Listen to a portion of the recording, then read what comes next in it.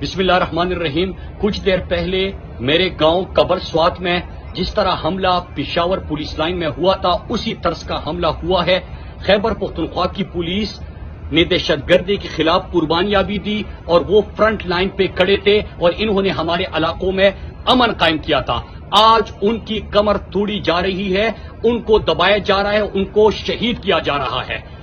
اس کے ساتھ ساتھ میں آپ کو یہ بتاتا چلوں کہ پچھلے 10 مہینے سے جب میں وارن کر رہا تھا امپورٹڈ حکومت کو اور اپنے اداروں کو، تو انہوں نے پہلے اس کو مسترد کر دیا، پھر مذاق اڑایا گیا، جعلی مقدمے درج کرائے گئے، دبانے کی کوشش کی گئی۔ تو آج جب میرے لوگ شہید ہو رہے ہیں، میرے پولیس کے جوان شہید ہو رہے ہیں، تو میں کس کے ہاتھ پہ اپنا لہو تلاش کروں؟ میں کس سے سوال کروں جو میرے لوگ مر رہے ہیں؟ میں اپنے لوگوں کو، خیبر پختونخوا اور پورے پاکستان کے لوگوں کو بتانا چاہتا ہوں کہ ہم نے پرسوں 26 تاریخ کو بعد از نماز ظہر سڑکوں پہ نکلنا ہے اور ان کے گیم پلان کو ناکام بنا دینا ہے۔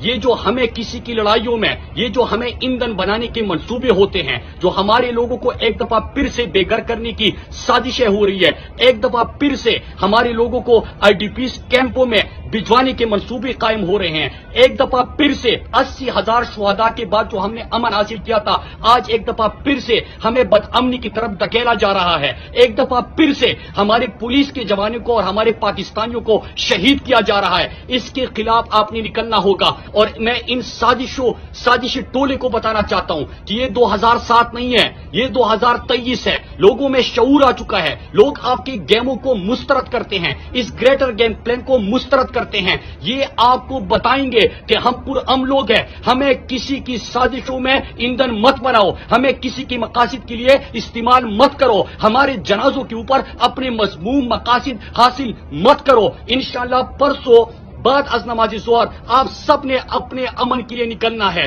یہ آپ نے اپنے مستقبل کے لیے، اپنے بچوں کے مستقبل کے لیے، اپنے بزرگوں کے لیے، اپنے پاکستان کے امن کے لیے نکلنا ہے۔ انشاءاللہ 26 تاریخ بعد از نماز ظہر آپ سب نے سڑکوں پہ نکل کے ان مذموم مقاصد حاصل کرنے کے لیے جو ہمارے جانوں سے کھیلتے ہیں، ان کو آپ نے پیغام دینا ہے۔